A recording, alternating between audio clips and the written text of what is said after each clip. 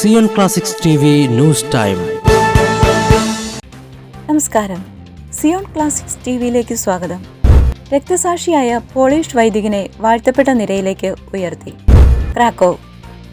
Communist ഭരണകാലത്ത് പോളണ്ടിൽ ക്രിസ്തുവിശ്വാസത്തെ പ്രതി രക്തസാക്ഷിത്വം വരിച്ച വൈദികനായ മിഹാവു റബാൽസിനെ വാഴ്ത്തപ്പെട്ട പദവിയിലേക്ക് ഉയർത്തി. പോളണ്ടിലെ ക്രാക്കോവിൽ ലഗൌനിക്കി ദൈവകരുണയുടെ ദേവാലയത്തിൽ നടന്ന തിരുക്കർമ്മങ്ങൾക്ക് ഫ്രാൻസിസ് പാപ്പയുടെ പ്രതിനിധിയായി വിശുദ്ധരുടെ നാമകരണ പരിപാടികൾക്കായുള്ള സംഘത്തിന്റെ അധ്യക്ഷൻ കർദിനാൾ മാർസെല്ലോ സെമരാറോ മുഖ്യ കാർമ്മികനായി. 1904 സെപ്റ്റംബർ 14 പോളണ്ടിലെ ക്രക്കോവ് നഗരത്തിലുള്ള ടെൻഷ്യൻ എന്ന സ്ഥലത്തായിരുന്നു മിഹാവുവിന്റെ ജനനം.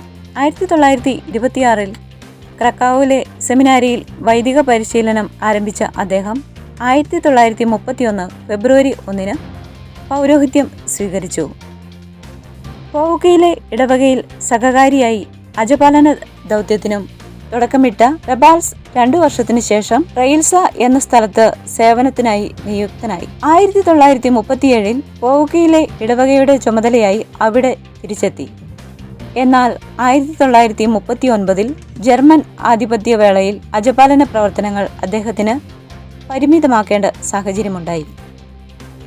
യുദ്ധാനന്തരം കമ്മ്യൂണിസ്റ്റ് ആധിപത്യത്തിന് കീഴിലായ പോളണ്ടിൽ ഭരണ നേതൃത്വം വിശ്വാസത്തിനെതിരെ തിരിഞ്ഞു.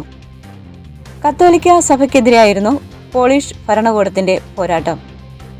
1946 മെയ് 11 20ഓളം പേരടങ്ങിയ ഒരു സായുധ സംഘം പൗലിക്കിയെ വൈദിക മന്ദിരത്തിലെത്തി. മൈക്കിൾ റബാൽസിനെ വനത്തിലേക്കാണ് പിടിച്ചുകൊണ്ടുപോയത്.